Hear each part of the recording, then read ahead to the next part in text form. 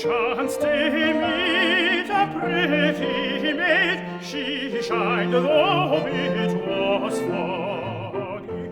I asked her name. Sweet sir, she said, my name is Catherine Noggy.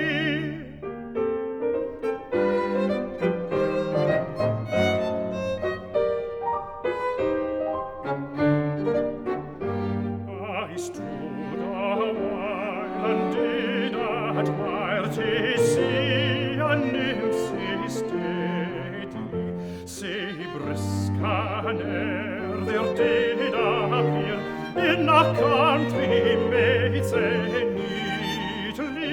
Such natural sweetness she displayed, like a lily in a bogey. Diana herself was never arrayed like this in Catherine Noggy.